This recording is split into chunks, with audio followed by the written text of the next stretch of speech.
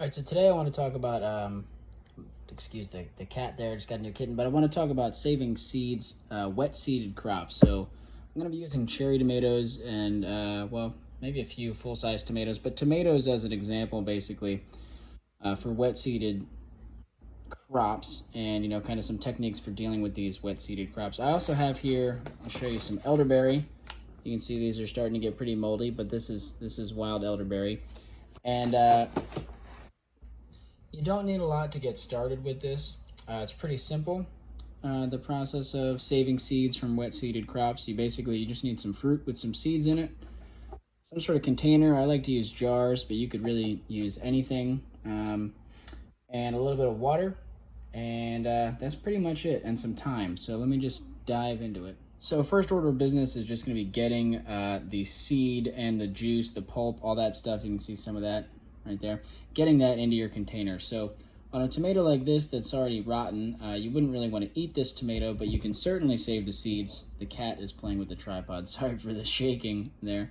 And so this already has a hole in it, so I'm just going to put this into the container and squeeze and squish all that goodness into there. Now you can see some of the seeds are hanging on. I just kind of massage them with my finger. I'm not trying to get every last seed. So there's still definitely some seeds left in here, but I'm not that worried about it. I'm going to discard that for now into a bucket off to the side, and I'm going to do these other tomatoes that I have. And most people like to keep your varieties separate. So like, let me see, hold on.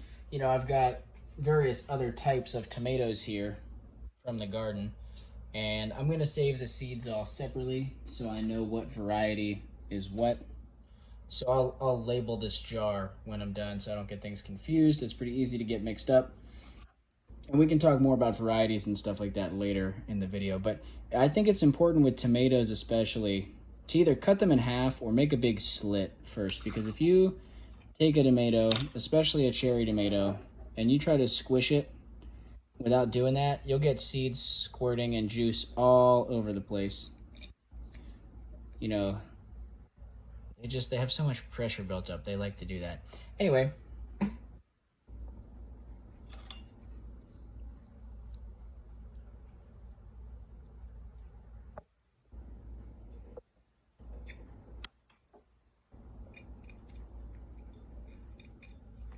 All right, so once you have emptied all your fruit into your container, you just want to add a little bit of water. Preferably spring water or well water, rainwater, but if all you have is tap water, that's okay. That works, certainly. Now what's going to happen here is that these seeds have a gel-like coat. Actually, you can see some of these seeds on my hand. They have that slippery gel-like coating on them. In some species, like tomatoes, there's actually chemicals on there that, prohibit sprouting. This is so that, if the tomato in the wild, it drops its seed on the ground, maybe it's towards the end of the season, if that seed germinates right away, it might not survive the winter. It's better if it can wait throughout the off season and sprout the following spring. So they have these inhibitors. And so what we're doing when we place the seeds in water like this is we're going to ferment the seeds. And that's going to break down some of those sprouting inhibitors. It's going to break down these gels and things and clean off the seed nice, make it easy for separating the seed from any of the remaining pulp and putting it into storage. Now, the fermentation does take some time, but it's a really labor-efficient way to clean the seeds. It's going to get, like I said, all that pulp and stuff off of there, get the seeds nice and clean. Now, the fermentation process takes a few days. There's kind of a sweet spot. In a way, it's like they ferment until they're done, and I can talk about what done means in a minute. Well, watch out there, kitty. I almost fell off the table. As a safe rule of thumb, you probably want to ferment for at least 24 hours. 24 to 48 is probably good. Once you start getting past 48 hours, you run the risk of potentially damaging the seeds if they ferment for too long.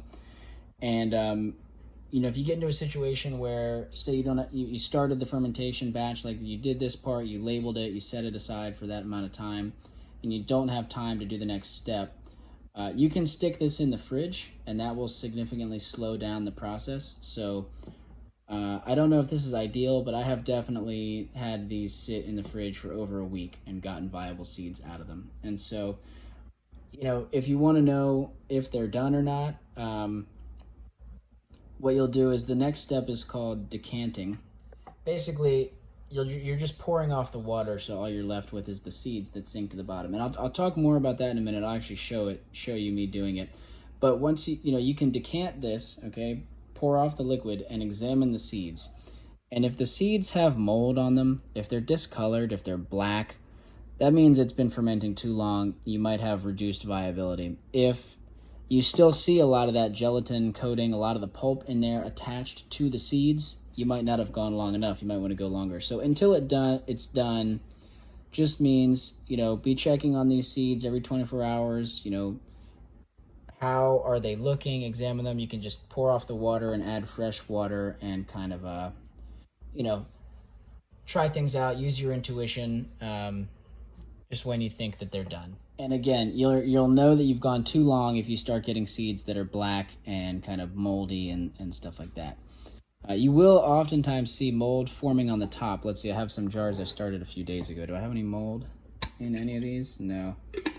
I don't have any that I can show you, I don't think. But you will sometimes see mold floating on top of the water. That's fine. That happens. That does not mean that the seeds are bad. You can stir it around or you can change the water. The warmer it is, the faster they ferment. So if you're doing this outside in the summertime, leaving these jars outside, they will ferment faster than indoors in the air conditioning. You will attract bugs if you're doing this. So, one thing you can do to prevent flies and whatnot from getting in here is you can get a little piece of paper towel or a coffee filter and put a rubber band over the top. That way you still get some airflow, but it prevents bugs from getting in. Alternatively, you can put the lid on. Obviously, you're going to have less airflow if you put the lid on. I don't think it's a huge difference either way. All right, so as you can see, we're in my kitchen. Sometimes I like to do this outside so that I can just dump liquids on the ground. But we're inside, so I have a bucket here. And the first thing say your seeds have been fermenting for 24 hours, 48 hours. You're ready to check them. The first thing you want to do is, the water is very cloudy. Everything is kind of settled towards the bottom. So we want to go ahead and give this a good shake. Make sure the lid's on. Shake it up nice and good. And then give it some time to settle. You can see everything swirling around down there. All of the good seeds will sink to the bottom. Most of the pulp and the bad seeds will float. And so now we'll take the lid off. And we'll look in there and you can see there's a lot of flies and bugs and pulp floating around. Now that everything has had time to settle to the bottom, oh, the cat is playing with the tripod again. We're gonna just slowly pour like this.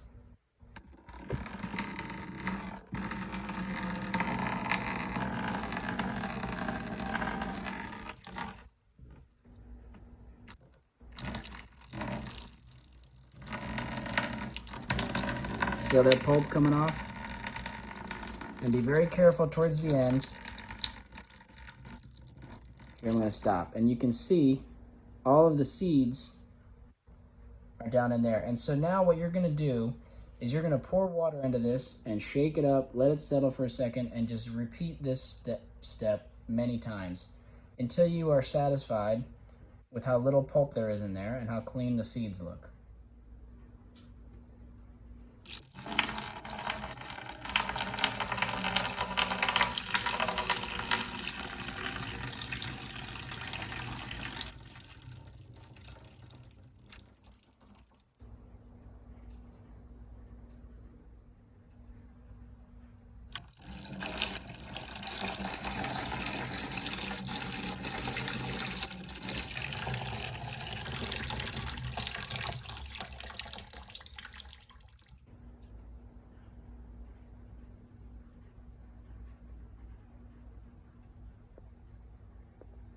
Can't really get the camera to focus super well inside the jar, but I'm pretty happy with how clean these are. This was 4 or 5 pours of water.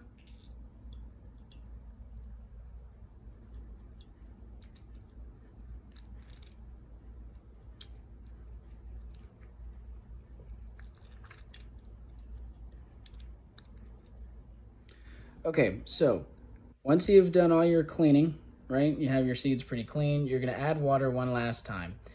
And this time, you're going to swirl the jar around like this. Get everything nice and agitated and flowing. Get yourself a small strainer of some sort and while the seeds are still spinning around in there, you want to pour all that water through the strainer. This time you're not decanting, you want everything to come out of the jar. And you're left with, sorry, bump the camera there, hard to see, but you're left with the seeds in the strainer. Next, you want some sort of plate, and you're gonna tap the seeds out onto the plate. You wanna make sure you get all the seeds out of the strainer, especially if you're gonna be doing other batches of different varieties here. Get them all out. Then you wanna use something, I like to use a pen or a Sharpie to kind of tap them all flat. Now, when there's only a few seeds here, that wasn't that hard, but if you had a bunch of seeds, they kind of dump out in one pile in the middle, and you want to spread them all around and try to get them roughly one layer of seeds flat. And then you do want to label, and so this was my red cherry.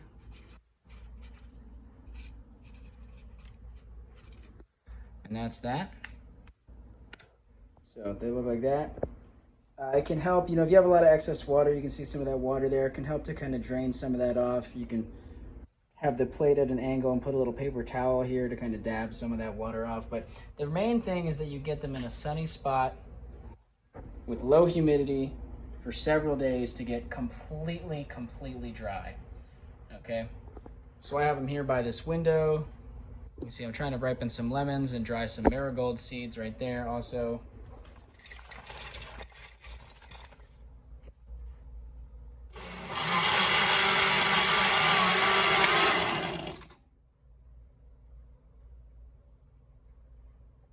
All right, so something like elderberry, which you can see here, you know, the fruits are much smaller. With single tomatoes, it's easy enough to just squeeze a handful of tomatoes and get a ton of seeds out of each tomato into a jar.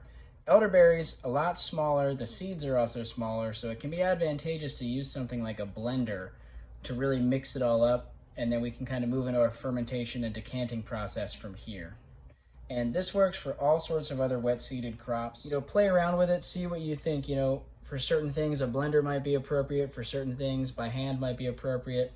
Another thing is, you know, if you've ever seen me process black walnuts, so they're not really a wet-seeded crop, but the way that I do that is I put the walnuts in water in a bucket and use a power drill with a big paint mixer on it to mix it all up and kind of blend the husks, beat all the husks off of the walnuts, basically. You can do that with some wet-seeded crops. Like, for example, if you have persimmons, you know, and you want to get a bunch of persimmon seeds, you could put a bunch of persimmons in a bucket with some water and hit it with the paint mixer. Hey, kitty. Now, you saw me pouring all these liquids into a bucket here. I'm doing this in my kitchen, and as I've said, I kind of prefer to do this outside if I can, because I like to just dump that liquid on the ground. Here, you know, I don't want to dump it on my floor, obviously, so I have the bucket, but you know, this liquid that comes out of the fermentation, it's got microbes, it's got some nutrients in it, it's got organic matter, you know, what used to be tomatoes. And it's definitely valuable to either dump it on the compost or dump it out maybe around a tree or on some grass. Definitely get it outside. You know, preferably don't dump it down the drain, you know, especially if you're on connected to the grid. You know, it's somewhat of a waste to just flush that stuff to the waste water treatment plant. So if you can, keep it local, dump it somewhere outside into some soil. And there's also probably some seeds in there too. So if you dump it somewhere where there might be a chance for those seeds to grow, you might get some tomatoes in the future. So just some notes on that. You know, if you got a big pile of wood chips or leaves, just dump it into there, you know, or like I said, the compost or something, dump it outside somewhere. If you're doing this outside, you can just dump the jars out, you know, wherever you want outside and wherever you're doing the processing. I typically, as much as possible, I try to do seed saving activities in an area where the seeds might have a chance to grow. That way, if I inevitably spill seeds, you know, they have a chance to pop up and be beneficial weeds, you know, weeds that I want, volunteers that I might potentially keep, you know.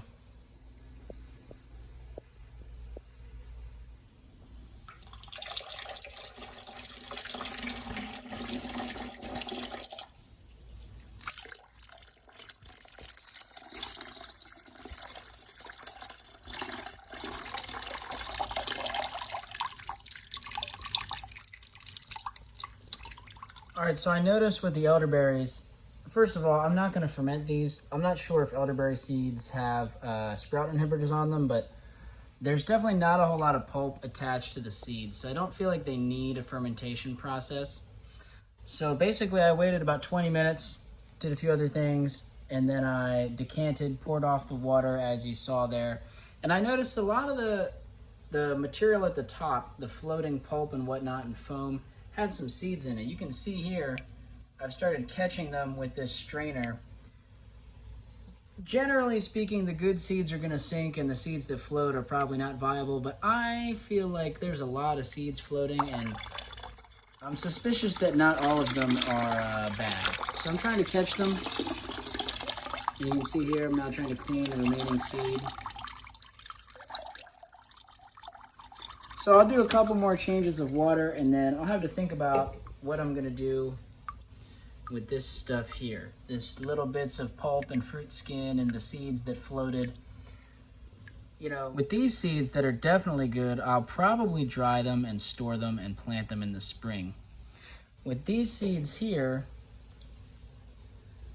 I may spread them in an area right now where they might germinate next year. It's a little bit tricky to do that with small seeded stuff because it's still summer right now. There's still things growing. So if I spread these seeds and you can't put very much mulch on them because they can't sprout through thick mulch. They're such a small seed. But if I don't put down a lot of mulch, weeds will grow. So I'd have to keep up with weeding in an area until next spring when these germinate, which I could do. Or I might try to dry this material out and store it and also spread that in a bed in the spring. We'll see, but either way, I definitely want to capture this material, even if, whether that's to go spread it out in a bed or store it, or I feel like some of these seeds might be viable, but definitely the seeds that sank should be good.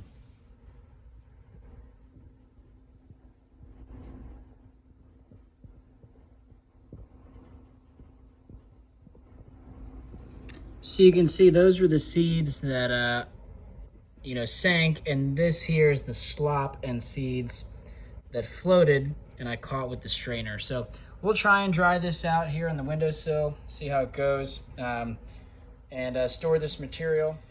Basically, the tomato seeds, once they're really dry, like I said, at least a few days sitting out here, in the air conditioning, in the sun, low humidity environment. It doesn't have to be air conditioning, but low humidity.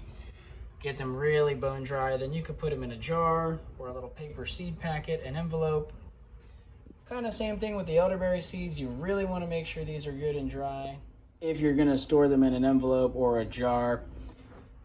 Being that these are a native perennial to, a temperate climate, you may get improved germination from a cold, moist stratification period, which I've talked about in other videos. I can do a brief overview here, but it's basically a simulation of winter conditions. In the wild, these seeds are going to get eaten and pooped out or fall onto the ground, during the growing season. They're typically going to wait until after winter to germinate. Some of them might germinate that first year, but most of them will wait on most of our native plants. They will wait until after the winter period and then resprout. And so simulating that, keeping the seeds somewhat moist and cold to simulate winter, can help improve germination on a lot of our trees and shrubs, perennials that are native to temperate climates. So you could try that with elderberry seeds. You could mix them up with some compost or some sand or some rotting leaves, keep them in the fridge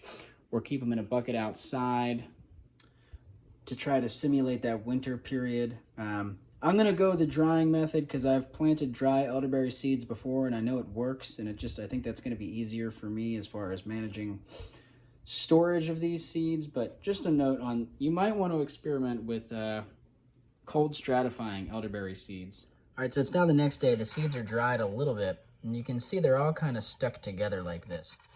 And so I like to come in here with my fingers and just start to break them up, try to get them kind of singled out.